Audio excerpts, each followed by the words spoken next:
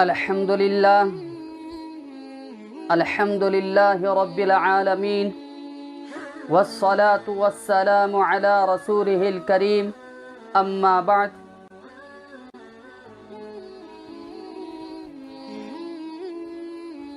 آج کی نشست میں بھی ہم کل کی طرح کچھ عوام کے غلط عقائد کو بیان کریں گے اور اس کی اصل بھی بیان فرمائیں گے کہ عوام کے اندر ایک چیز مشہور ہے کہ عوام یہ کہتی ہے اگر کسی نے گالی دے دیا تو گالی دینے والے کا ایمان 40 دن تک اس سے دور چلا جاتا ہے، یعنی اس کے پاس موجود نہیں ہوتا، 40 دن تک وہ ایمان اس سے ہٹ جاتا ہے۔ اور خیال یہ کیا جاتا ہے اس میں کہ 40 دن کے اندر اگر اس شخص کا انتقال ہو جاتا ہے، وہ فوت ہو جاتا ہے، وہ مر جاتا ہے، تو وہ بے ایمانی کے حالت میں مر جائے گا، انتقال ہو جائے گا۔ یہ عوام کا کہنا ہے کہ گالی دینے سے انسان کا ایمان اس سے 40 دن تک دور رہتا ہے، اگر اسی حالت میں اگر اس کا انتقال ہو جاتا ہے تو وہ بے ایمانی کے حالت میں مر جاتا ہے۔ یہ عوام کا ایک غلط عقیدہ ہے، اس کا تعلق شریعت سے نہیں ہے کہ وہ بے ایمانی کے حالت میں مر جائے گا، اس کا کوئی ثبوت اور دلیل شریعت میں نہیں ہے، محض ایک عوام کی غلطی ہے، اس پر اعتقاد نہیں رکھنا چاہیے، ان جیسے اعتقاد سے ہمیں بچنا چاہیے۔ اور اسی طرح بعض لوگ کہتے ہیں کہ گالی دینے سے وضو کے حالت میں اگر کسی نے گالی دے دیا تو اس کا وضو ٹوٹ جائے گا، یہ بھی محض عوام کی غلطی ہے، اس سے بھی وضو نہیں ٹوٹتا۔ ہاں البتہ اس کو گالی دینے کا جو گناہ ہے وہ ملے گا، یہ بات اور ہے کہ اس کو گالی دینے کا گناہ اس کو ملے گا، باقی جو عقائد ہیں اس کا ایمان سلب ہو جائے گا، اس کا ایمان دور ہو جائے گا، بے ایمانی کے حالت میں انتقال ہو جائے گا، اور وضو کے حالت میں گالی دے تو اس کا وضو ٹوٹ جائے گا، یہ محض عوام کی غلطی ہے، اس پر یقین نہیں رکھنا چاہیے۔ اور اسی طرح بعض کہتے ہیں کہ دوپہر کے وقت میں یعنی زوال کے وقت میں قرآن کریم کی تلاوت کرنا ممنوع ہے، یہ عوام کی محض ایک غلطی ہے، اس سے بچنا چاہیے کہ زوال کے وقت میں آپ قرآن کریم کی تلاوت کر سکتے ہیں۔ ہاں البتہ زوال کے وقت میں نماز پڑھنا ممنوع ہے، نماز آپ نہیں پڑھ سکتے، اس کے علاوہ آپ قرآن کریم کی تلاوت آپ کر سکتے ہیں۔ اسی طرح عوام کے اندر یہ مشہور ہے، اور پابندی کرتے ہوئے عوام کو پابندی کرتے ہوئے ہم نے دیکھا ہے کہ جمعے کے دن جب لوگ آتے ہیں مسجد میں، جمعے کی نماز کے لیے جب لوگ مسجد میں آتے ہیں تو آتے ہی فوراً مسجد کے اندر بیٹھ جاتے ہیں،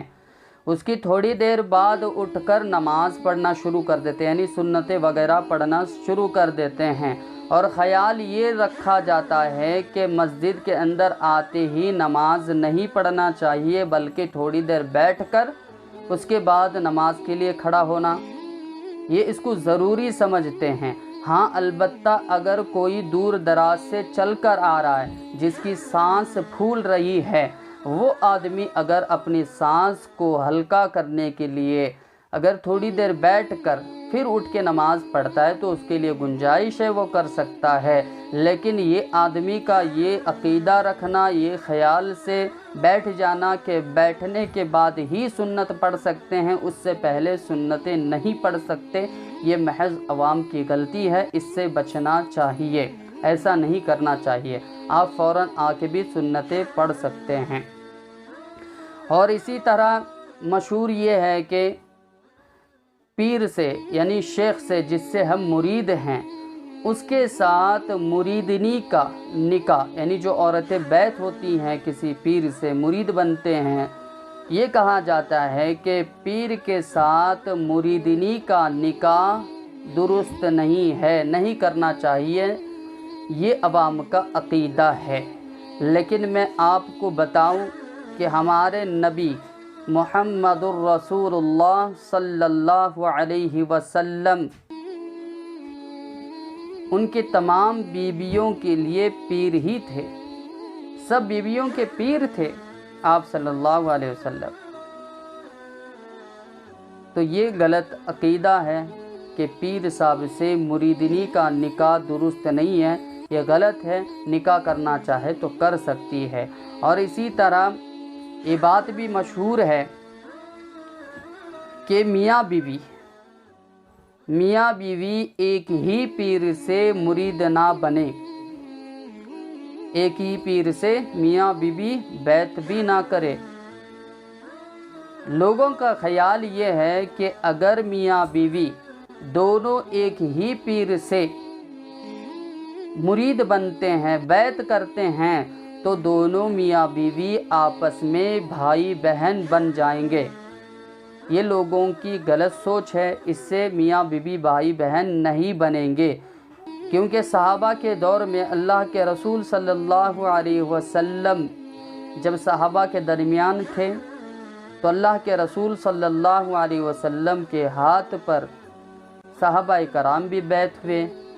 اور صحابیات بھی بیعت ہوئے ہیں۔ اس سے کوئی نکاح میں فرق نہیں پڑتا، بلکہ ایک ہی پیر سے میاں بیوی دونوں مرید ہو سکتے ہیں۔ یہ محض عوام کی غلطی ہے کہ میاں بیوی اگر ایک پیر سے مرید بنیں گے تو دونوں آپس میں بھائی بہن بن جائیں گے۔ یہ غلط سوچ ہے، اس سے بھی بچنا چاہیے۔ اور اسی طرح عوام میں یہ بھی مشہور ہے کہ بعض کہتے ہیں کہ جیسے